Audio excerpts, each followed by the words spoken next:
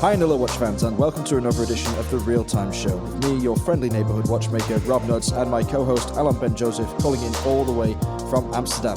Today we are joined with the watch managing director of Bvlgari, Antoine Pin. Sir, pleasure to have you in the studio. How are you doing? I'm very well. Hi Rob. Hi Alan. How are you? Good day, my dear friend. I'm so honored and happy to have you on the show. It's a great pleasure. We have loads of questions for you, and we know you're limited on time. So I'll run a quick intro about you. We go back already more than 2 decades because we met when you were still at Zenith at Thierry Nataf's time. So that was the beginning of the 2000s. So you have always worked at high-end watchmakers. A few years ago, you moved from Zenith to Bvlgari in Neuchâtel. You've been doing amazing stuff there. The thing that I remember about you, besides being super professional and very good at what you do, that's why you're at Bvlgari, is that you're always smiling, you're always laughing, and your nickname is the Three Musketeers. So one for all and all for one. Welcome on the show. Thank you so much, Alan. Thank you, and thank you for this description of me. Probably a bit too laudative, but I take it. I take the smiling thing. It's no, but it's there are good and bad times, and but I think to be able to take the most positive part of things and go back to fight every morning with the positive mindset is making such a difference. So I really appreciate that, and I hope I'm not going to change while I'm getting older. On that, at least for this. And you became more handsome. We used to have both hair, and now we're even more handsome than both of us because we're in the Bold Men Club now. Yes. I'm about to join. Does that bode well for me? It's falling out all over the place. Honestly, every time I run a brush through it, it's I'm getting handsomer by the day. Let's ask Antoine if you should quickly get married and have children already. What do you think, Antoine? Yeah, that's actually I got bald after I got my kids, but I'm sure it's helping though. Okay, good news. And just on the note of you smiling all the time, is it any wonder you're smiling all the time? Because I mean, the reception to the recent Bvlgari releases has been rather ecstatic from what I've heard. How was Geneva Watch Days for you, and what did you regard as the highlight of that fair? Well, the Geneva Watch Days, as you know, we like this period very much. It's the Geneva Watch Days. It was the 3rd edition. They always take place in the very first days of September, the last days of August and very first days of September in Geneva. It's an open platform. I like to call it a festival because it's very much open and dedicated to the public as much as to the professional side. And everything was sunny, and probably that's the reason why we've seen it so positively. The days were sunny, the products presentation were very bright and cool. And the highlight for us was the Octo Finissimo 8 days power skeleton 8 days power reserve. And I must say we got great feedbacks about this product. We didn't introduce it as a world record. We don't need to go along these kinds of descriptions all the time. It's just a beautiful caliber, raising the performance, the horological performance, not necessarily in terms of thinness. We know Octo Finissimo today stand for extremely thin watches, but we're digging more into the chronometric performance in a certain volume, in a very minimal volume. And I guess we always give this aesthetic perspective thanks to Fabrizio. And the watch, I must say, is really matching those two objectives: performance, chronometric performance on one hand, and aesthetics on the other end. And so we had a great feedback about this one. And was that your personal favorite from the show, or do you have another one that sticks out in your mind as the watch to wear this season? From the show, it's my favorite. Definitely my favorite. Watchmaking is about working again on similar subjects. It's about continuous improvement. It's about a dialectic between the different parts of the teams within the company to address improved performance. And this Finissimo skeleton caliber is the second version, but again it's of our Octofinissimo skeleton, but it's really an improved version of the first one in many ways. So I must say I liked it, and purely from an aesthetic point of view. I believe that the skeletization is well made. The contrast between the bridges of the caliber, which are darkened, and the golden indexes, is beautiful. The power reserve indicator is also very well made by Fabrizio. So we somewhat reach a different level in terms of achievement of the product, and so that's why I very much like it. On the other end, if I look at a totally different perspective with regards to the products we presented, we exposed the black versions of Serpenti on Serpenti Sedutori and Serpenti Tubogas. In one version was of the Serpenti Sedutori was in steel with the DLC treatment, and the Tubogas was in ceramic. And they're very interesting versions of the Serpenti collection, because they are highlighting the preciousness of the product. The contrast of the rose gold, of the diamond setting with the black, is something we like to bring, both in terms of modernity and in terms of aesthetics. You know, last time we saw each other, or maybe not the last time, or maybe every time we've seen each other for the last 2 or 3 years, I've brought up the possibility of you making a Serpenti for men. And of course, any man who feels comfortable enough wearing the current Serpenti line can go ahead and do so. I mean, yeah, I have considered it myself, and I'm not even joking. But we talked about making one that was almost a fusion of the Bvlgari Octofinissimo in titanium and the Serpenti classic wraparound style. Is there any chance in the future that something like that might happen, or is it really just a pipe dream that we should keep on dreaming of? Rob, I'm sure the podcast is going to be so successful. There'll be too many people listening to my answer, so I cannot answer. Well, you know, flattery will get you everywhere, so I'll let you off the hook with that answer.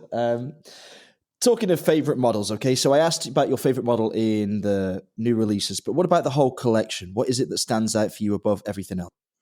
If with hindsight, there are two products that I very much like when talking about Octofinissimo, specifically at the moment. One is the Octofinissimo S with the blue dial that we launched more than 2 years ago now, which has been extraordinarily successful since the launch. And it's the watch I'm wearing every day. I almost never change products except when I'm testing some new products. But whatever event I go to, it's the watch that I wear because it's perfectly balanced. It's clearly a luxury modern watch. It's not the extreme. For me, the quintessentially Octofinissimo is probably the titanium version because it brings really the product to its limits.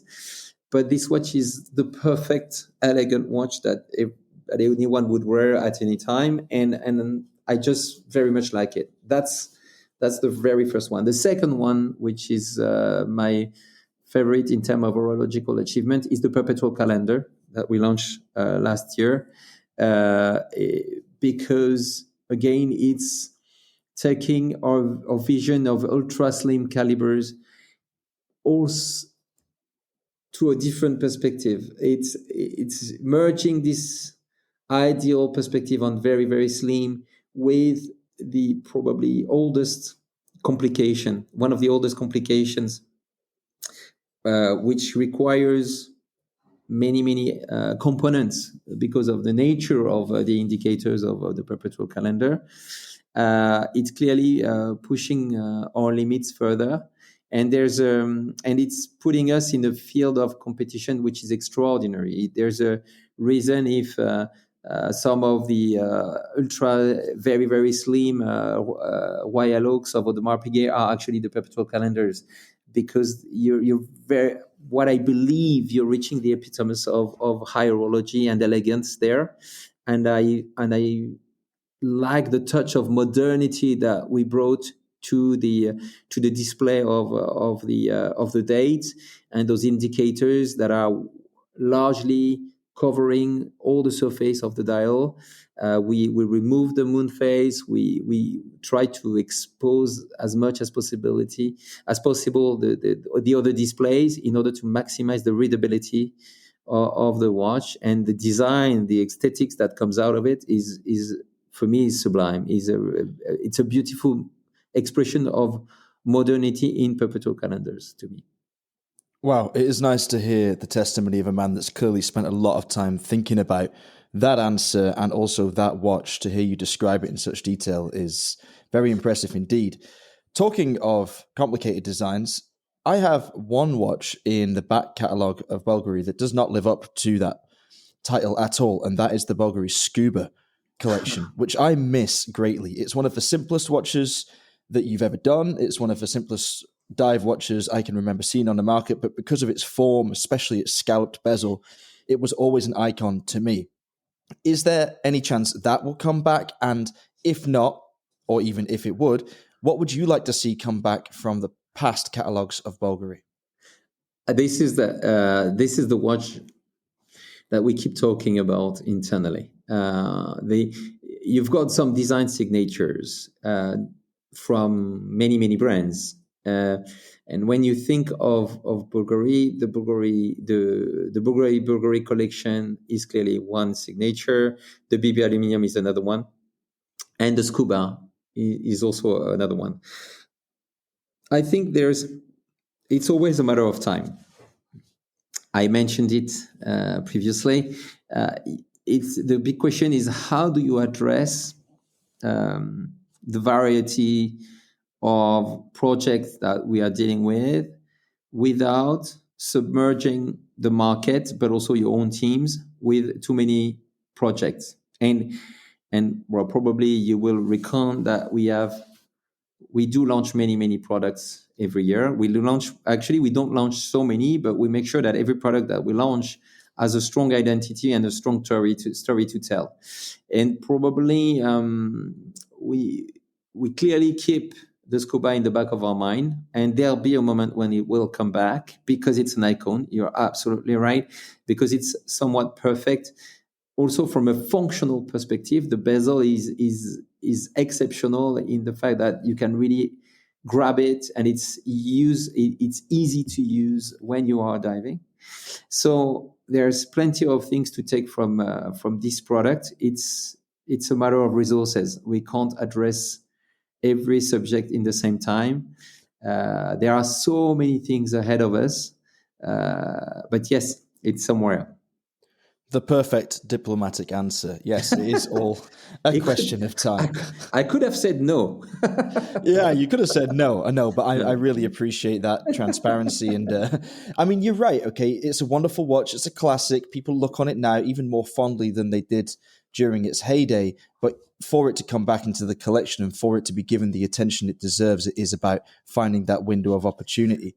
And also what I find most interesting about that model is that it was very popular amongst watch collectors during an era in which Bvlgari was perhaps not as highly thought of as it is now.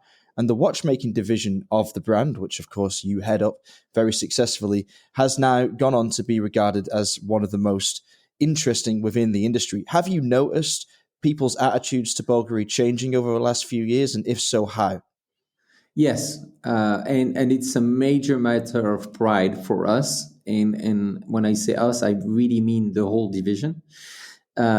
We feel this. We feel the recognition. We feel the respect and the appreciation of our peers. And you can not imagine how important it is for us. Because, of course, there is this massive recognition of Bvlgari as a jeweler.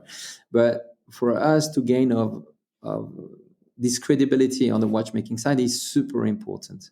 So how did it go?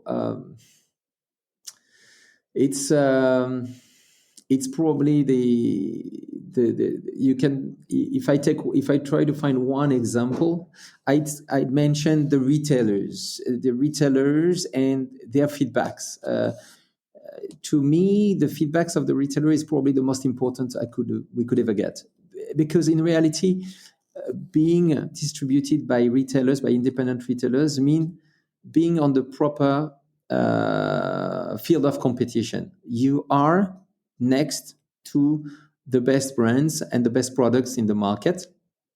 And the feedbacks of retailers are feedbacks that are given based on competition's performances. And therefore, they are very grounded, okay?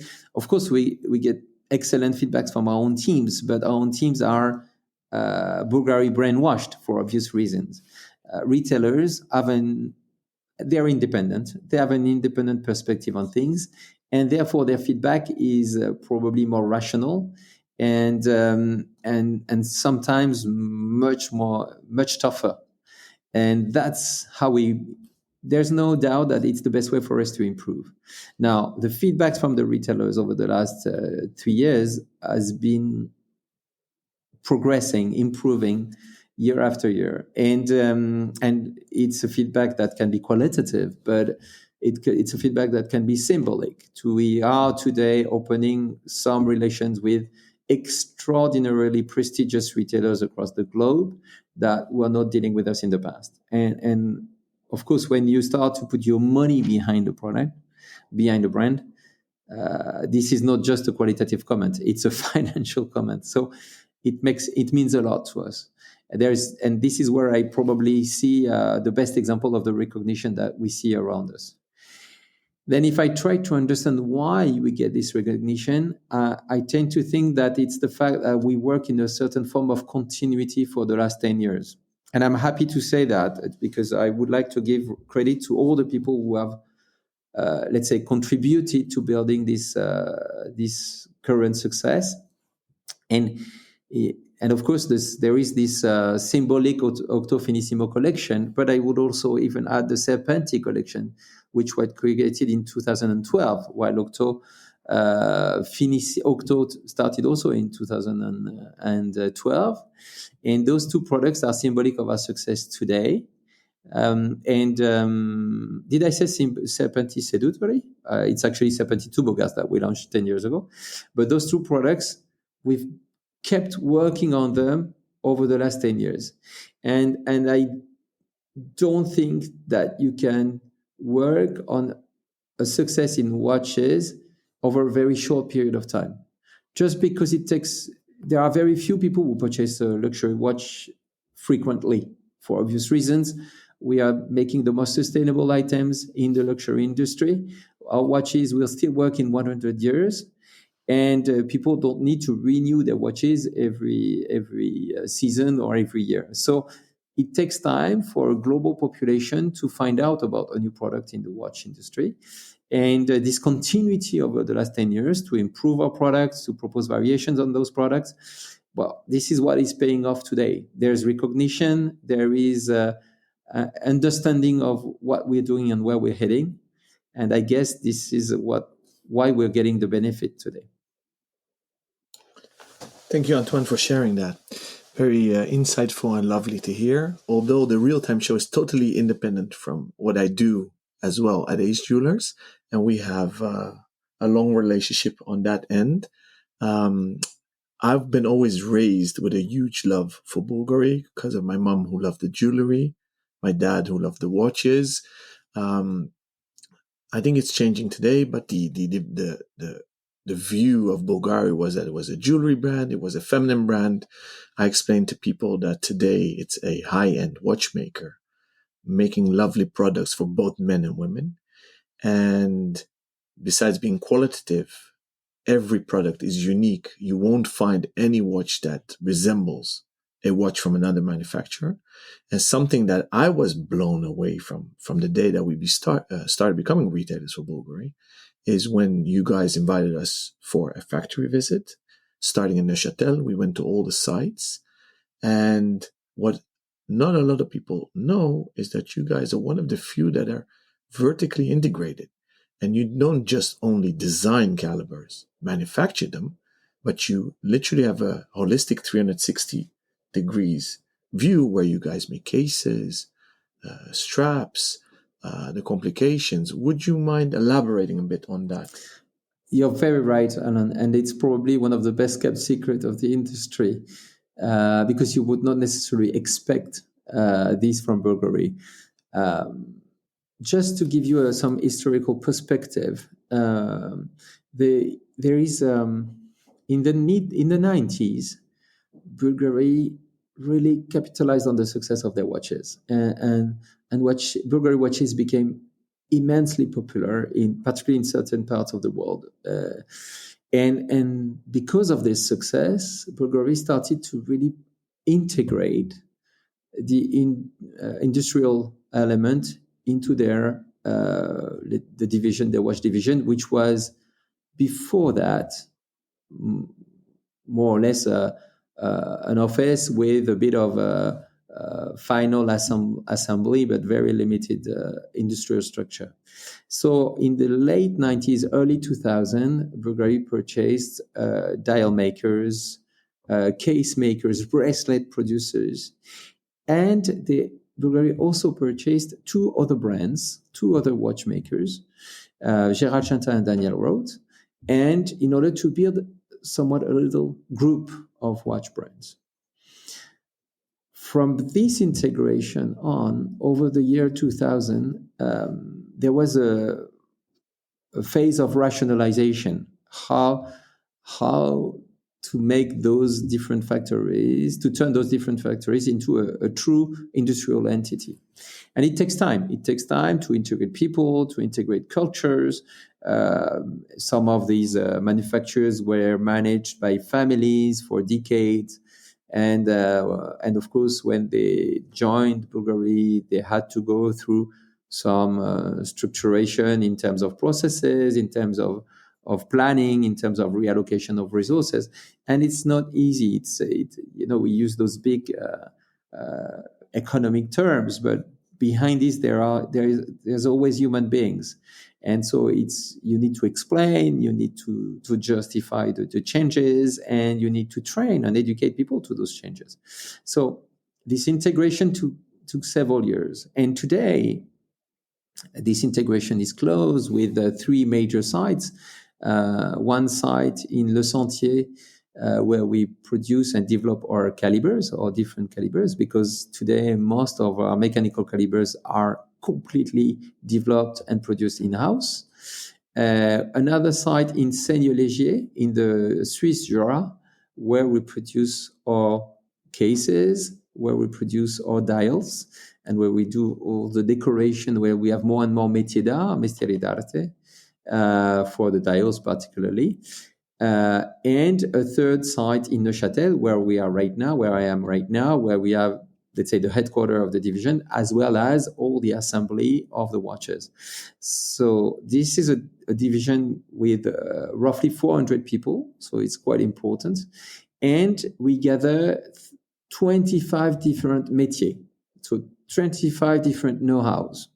So and that goes from the master watchmaker who produce one grand sonnerie in a year, and this grand sonnerie will be made completely by hand, completely uniquely by one person only, to our polishers in Seigneur-Légier who are really polishing manually all our products. It goes from our studio with the designers to our constructors, etc., etc., etc. So we are largely integrated, and this is probably the reason why you were mentioning the creativity of our products. The fact that we are very integrated with our own design studio, allows us to work hand in hand from the very beginning of the conception of the idea of a product. And I will probably take the example of the Octo Finissimo Perpetual calendar again, because if you look at the design of the dial and you see the way we integrate retrograde functions, and in reality, from the very beginning of the project, which was the definition of the product, what we wanted to do, we put together the watch constructors, the watchmakers, and the design team to build together the project. So the design is developing, the design of the watch itself is moving alongside the design of the caliber. And that clearly allows to have a very balanced approach between the construction of the movement and the final design of the product. And this is probably one of the reasons why we managed to associate the horological performance today together with our design signature, which is quite unique. Amazing. And you've underlined also that you've started in the 90s to vertically integrate, but the third generation of Bvlgaris in the 70s already had the vision to come to Switzerland, if I'm not mistaken. Absolutely. You're very right. So they started as one of the first jewelry makers that had the vision, the long-term vision, that they were light years ahead. They started already. And you've just explained how you are indeed holistically conceptualizing all your new watches 360 degrees, looking at movements, designs. Now, you guys also have an amazing long-term vision, because if you think about it, in a decade time, the first Octo Finissimos launched 2012, you just said, so that's 10 years ago. You celebrated that with the Ultra, and you broke the 8 world record in only 10 years. That's mind-blowing. Right? I mean, yes. I mean, you guys are very modest, you share a lot of info, but you're very modest. It's if we just pause for a moment and think about it, how mind-blowing that is. And you guys set out a strategy, and I believe that the design, like in the 70s with Genta designs of the Royal Oak, the Nautilus, the Ingenieur, Jörg Isaac with his 222, were not understood. I think in 2012, Bvlgari was not understood.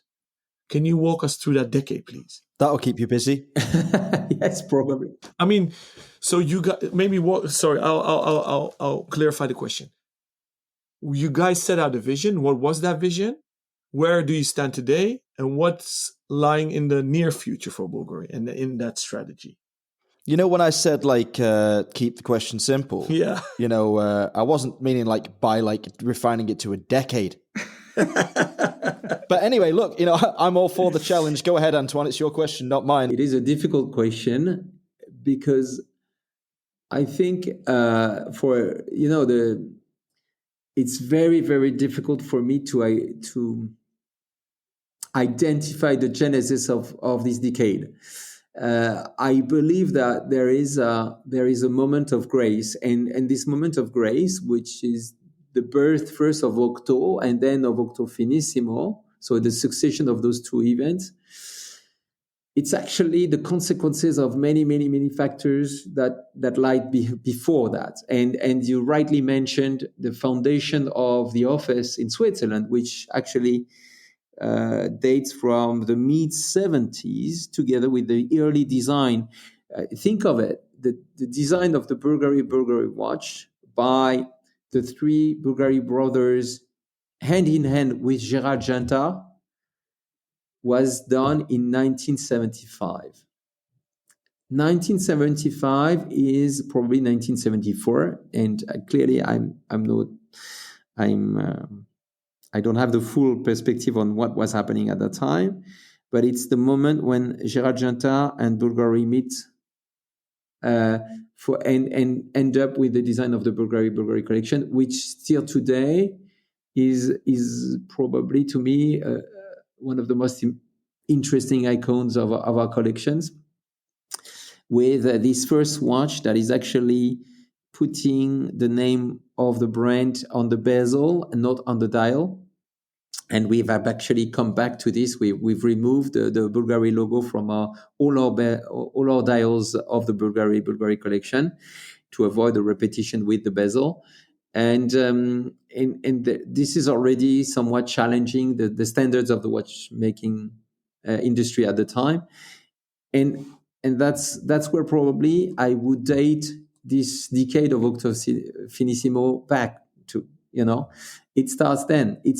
Because there are many more connections between the family and Gerard Genta over the 70s and the 80s, because then there is this development of the watch entity. Bvlgari Roma is the first watch produced in certain quantities by Bvlgari, and the success of the 90s starts with this initial design of 75. And in the same time, with the acquisition of the Gerard Janta brand in 1999, if I remember well, there are clearly some designs that are the designs of Gerard Janta that are actually taking the octagonal shape under the Gerard Janta name. And from that starting point, there is a global thinking process. And here I'm telling you what I got from the history of the teams here. And there is a sort of reappropriation of this octagonal shape. And actually, if you look at the way our octo is made, this octagon, which is the intermediary, the intersection between the circle and the square. The circle and the square that you will find in many, many architectural developments of the Roman world and also all the Italian world of architecture, because it's the structure that you will find for most of the constructions of basilicae and churches.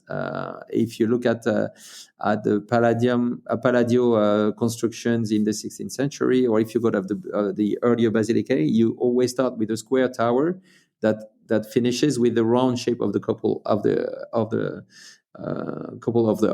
the church, and the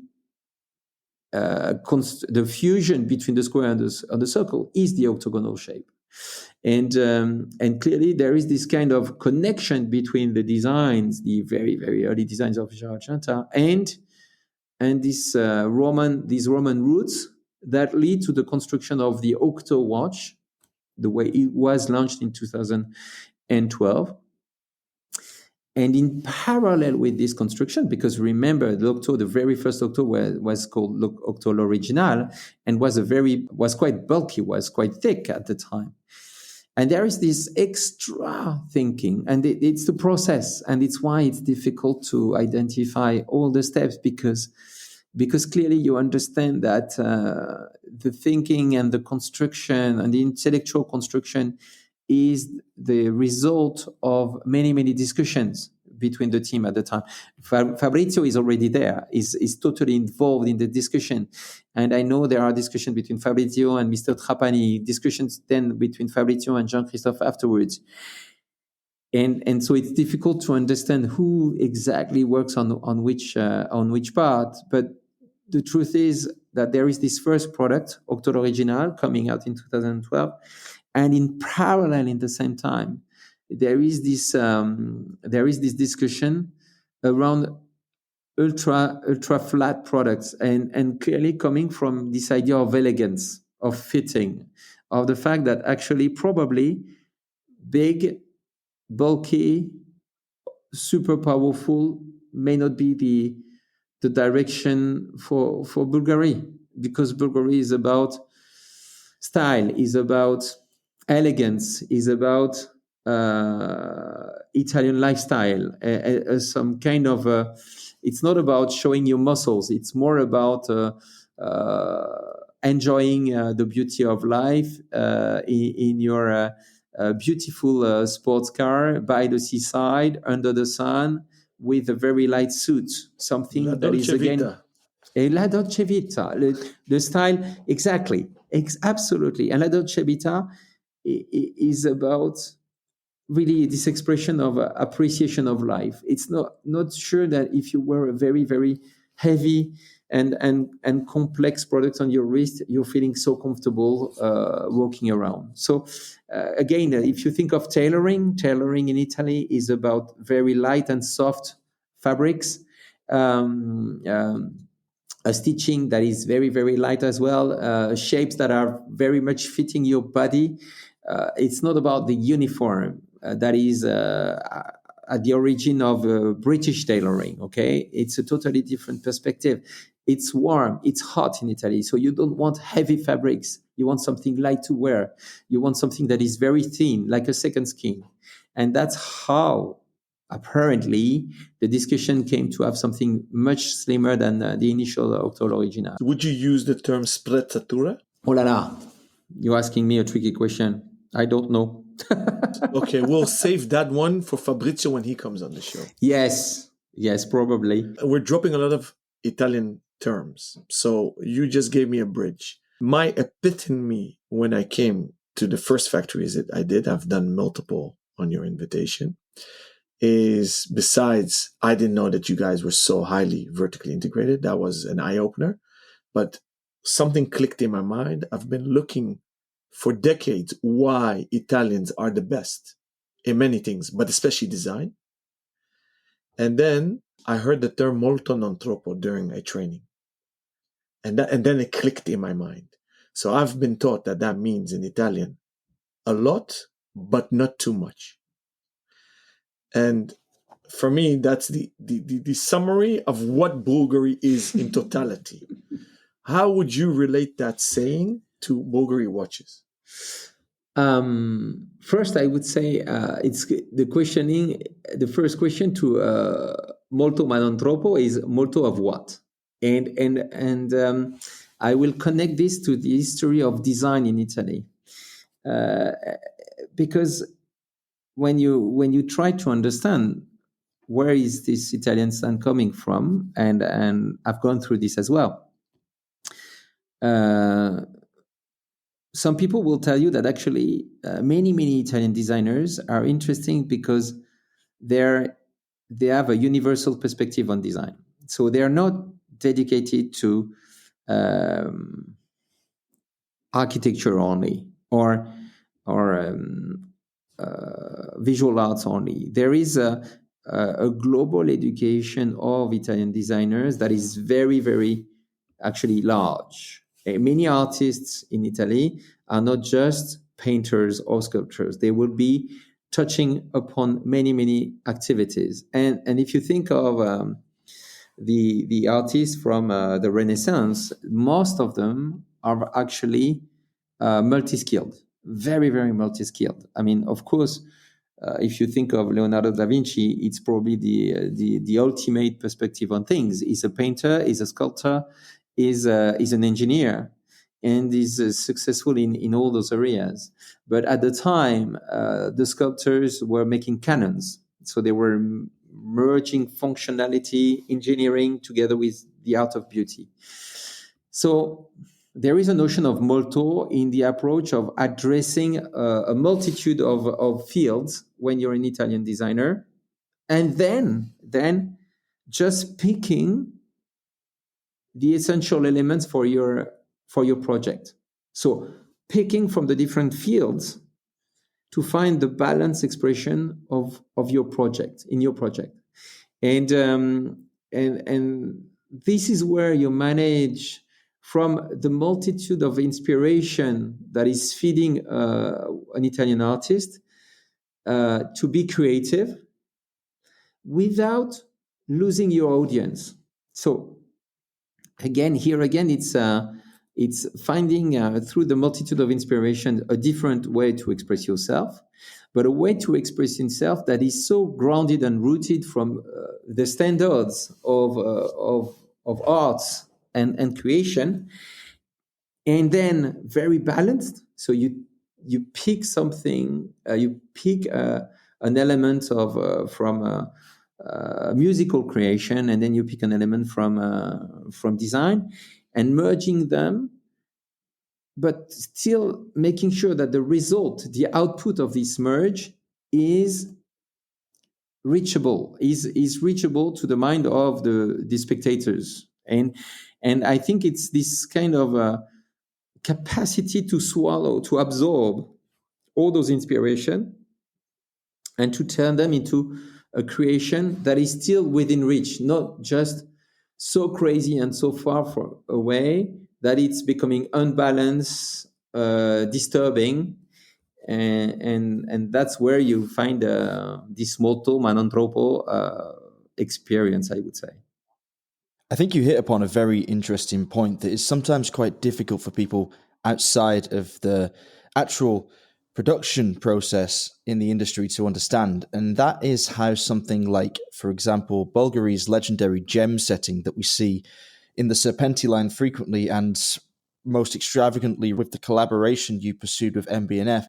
And that's how those elements feed into the purpose of an item. They seem from the outside looking in to be frivolous and nothing more, but when an object's function is to be an expression of either artisanal craft or just an expression of emotion, those elements really come to the fore and become the most important thing about it. Do you think that extolling the gem-setting crafts that Bvlgari has been known for within the watchmaking sphere is something you will continue with? And how did that MB&F collaboration actually come to pass? So I think the inspiration of the jeweler, of Bvlgari the jeweler, is all the time in our mind. I would take the example of our collection of a collection that we call Octo Roma Naturalia, which I very much like, because usually what we do with jewelry watches is we build this jewel and we put a caliber into this jewel, and so it's the natural essence of Bvlgari of jewelry watches. With Octo Roma Naturalia, we've put the jewels inside the movement, inside the caliber. So actually, it's almost as if we had reversed the project, that we turned a jewelry watch as a watch turned into a jewel. And this is very much inspired by who we are. So gem setting for us is extremely important. And it is important. And what is interesting is it's important both for all the categories of products. It can be products that we consider as collections for men or for ladies. The art of gem setting fits any collection without limit. When it comes to the collaboration with MB&F, I think we go back to the philosophy of molto ma non troppo. We touch upon all sorts of things. We're curious about lots of things. And of course, we're curious about the creative art. We're curious about other watchmakers. And that starts from the respect that both Fabrizio and we have for the people who are creative in their own ways. And there can be many, many ways. And the truth is, we have a lot of respect for what Max has been doing. Max Busser, the boss of MB&F, has been doing for the last 20 years. And of course, with the respect, there is the exchange and let's say the friendship that develops. And then there is the willingness to work together without necessarily a very clear perspective of the output at the beginning of the process, but that's okay. So that's okay as long as the starting point is very clear at the beginning, that there is a huge respect for each other, which means a clear understanding that everybody has to give their part to the project, and a form of generosity. And the generosity means that during this development that we made 3 years ago, of course, we have our own perspectives on things. What kind of products should we work on? What kind of stones should we work on? What should be the volumes in terms of production? How do we distribute those watches? Because we're together in it. And what I very much appreciated in our relationship with Max was the fact that because of this very good listening of everybody's perspective and respect of everybody of the other personalities, every decision was made extremely easy. And when we think of collaborations, and we believe that they are very constructive, and again, they enrich us, because with every collaboration, there is a learning in the contribution that we grab from our partners. But they can only work if there is this respect and this acceptance at the very beginning that things will not go exactly along our own desires and willingness. And we will have to somewhat accept to compromise, but for the best, not for the worst. Sometimes we talk about luxury and we say there's no compromission in luxury if you want to really deliver the best products. In collaboration, you twin the project, so you try to provide the best of yourself and to grab the best of your partners. So here it's clearly the essence of a collaboration. Thank you, Antoine. The Legacy Machine Flying Tea Allegra is mesmerizing. It's poetic. It's lovely.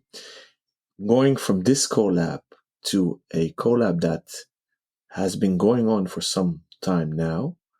And as you know, I'm utterly in love with the Octofinissimo. When the 102 713, so that's the titanium on titanium. The Ton sur Ton gray one came out. I fell immediately in love. In Basel World, when it was presented to me, I immediately ordered one on a titanium bracelet. And the whole team of Bvlgari and Ace said, no, go for leather. And then I was the odd one out. I said, are you guys crazy? This is the next Royal Oak out there. But then you came with the Tadao Ando collab. Oh my God, I fell off my chair when I saw it. I love Japanese gardening landscaping.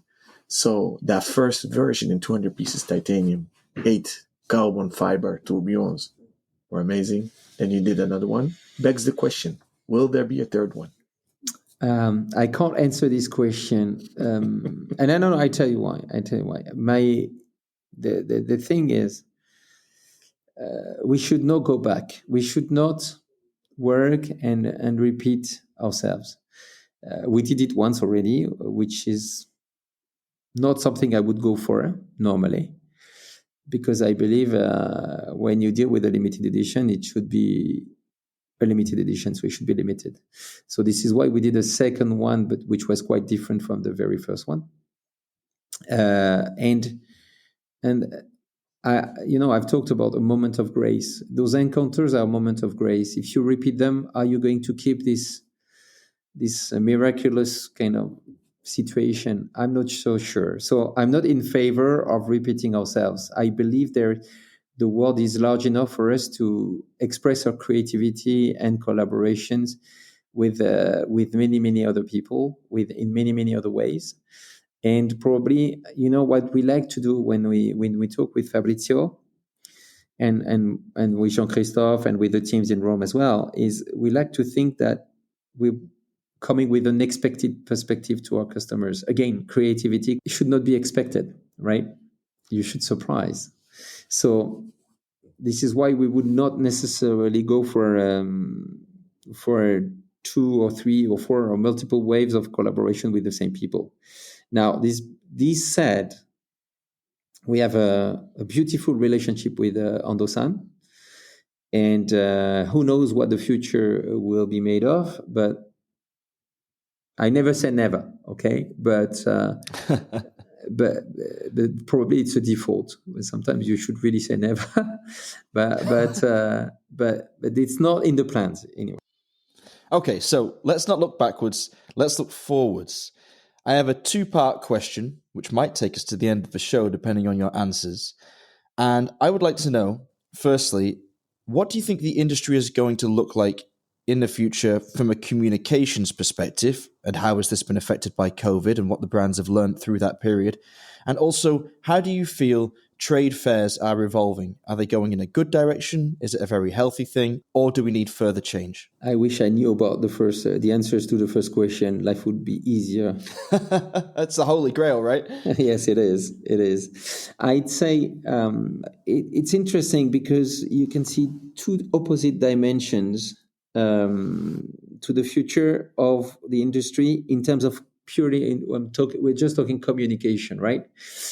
On one hand, the new medias allow tiny brands, entrepreneurial brands to be exposed probably more than ever. Okay, the beauty of the digital world, it's the fact that at the end of the day, everybody have one website, and therefore there is some kind of a equal starting point for any brand that want to expose themselves on this world. This is not really true, as you know. There is so much money spent in terms of share of voice, and to make sure that your site is more exposed than others. However, the digital world allow for tiny brands to find their own communities of lovers, and therefore to develop in a very interesting way. And this is we talk a lot about the independent watchmakers, and we see extraordinary success stories these days because of those communities who have helped those entrepreneurs to become successful. That's great, and that's really is great, because again, it's the diversity and the creativity that is supported by this approach. On the other hand, I also see that in many ways, the major brands are taking so much space. The bigger you get, the more visibility and resources you have, and clearly this is this imposes that the smaller actors of this world be super creative and flexible and agile to find their ways. So I don't know what the future will be made of. I was not expecting such a craze or such a strong trend for independent watchmakers. I believe what has been happening over the COVID, and over also because of the shortage of availability of some of the most looked for product, has helped revealing the vast creativity of this industry, and somewhat has helped educating collectors or watch amateurs to a larger number of brands than the usual suspect.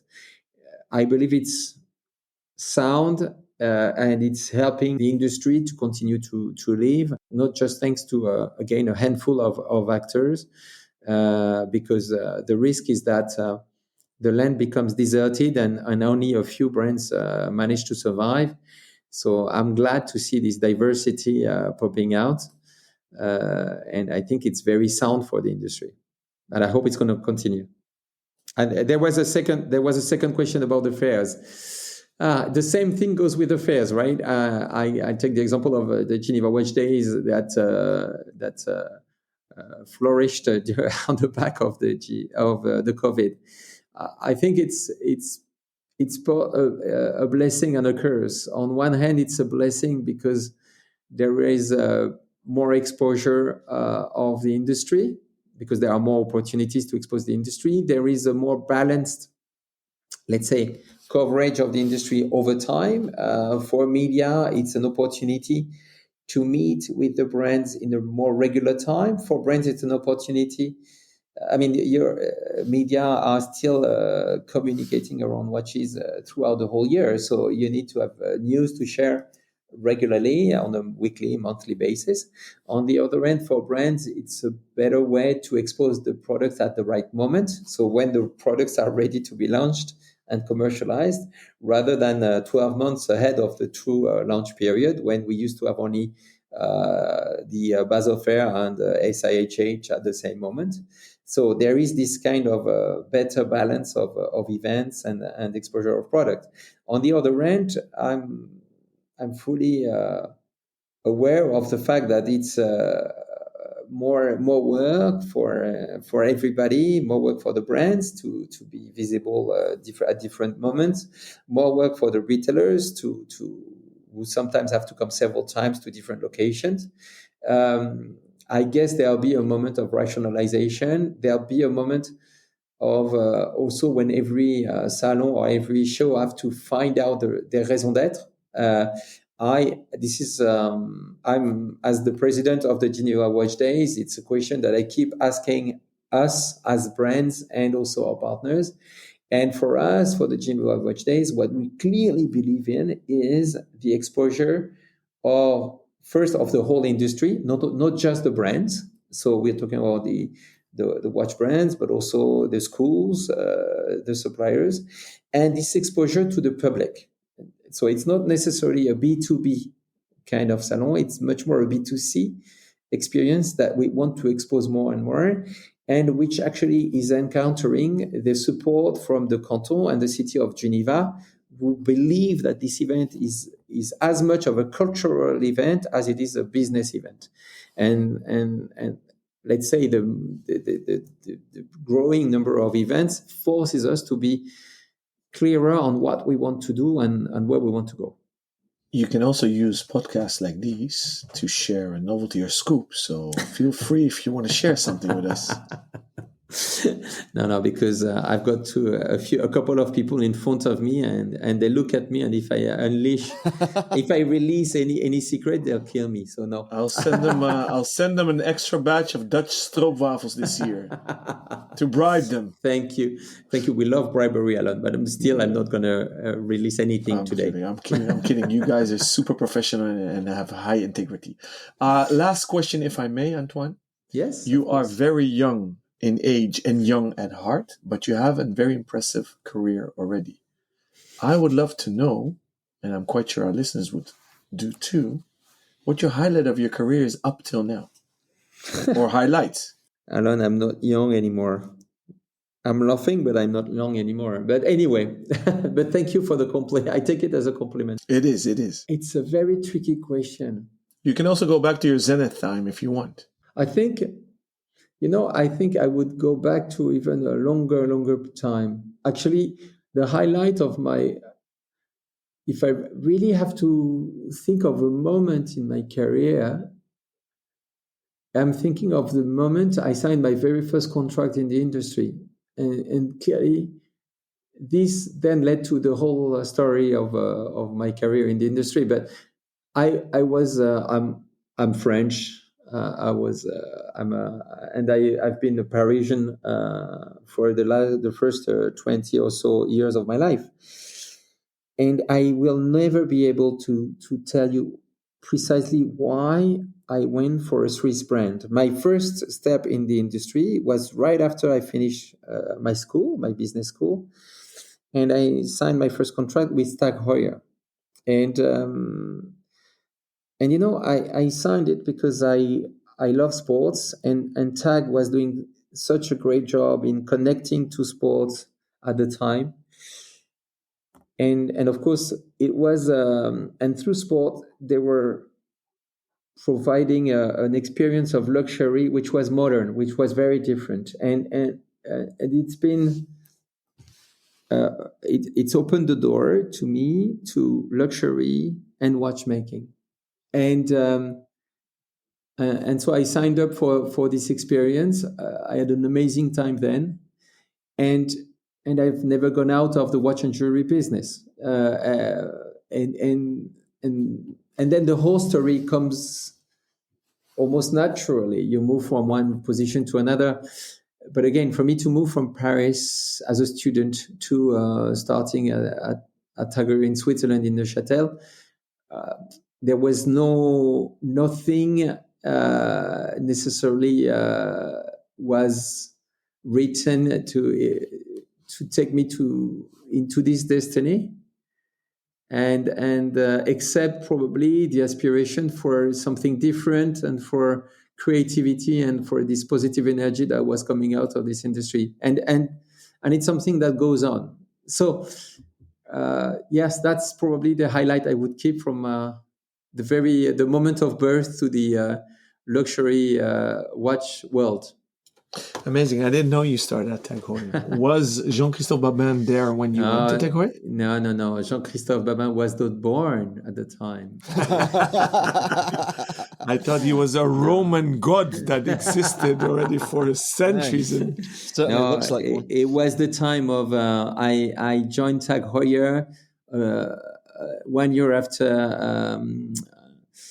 It was the time of Don't Crack Under Pressure, Success It's a Mind Game, McLaren sponsorship with Ayrton Senna. I mean, I joined after unfortunately, Ayrton Senna passed away. But this was the moment when really Tag Heuer was becoming the Tag Heuer we know now from Heuer. So it's a long time ago. So it was before even Tag Heuer was part of the LVMH group.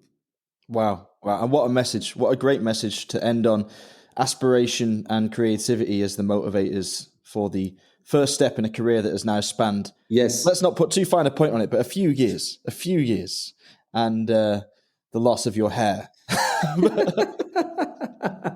Hey, you're looking better than ever. The watches are looking better than ever. Everything seems to be going fantastically. Thanks for your time as ever, Antoine. Thank you very much. And all the best for this amazing podcast. I'm super happy to be part of it.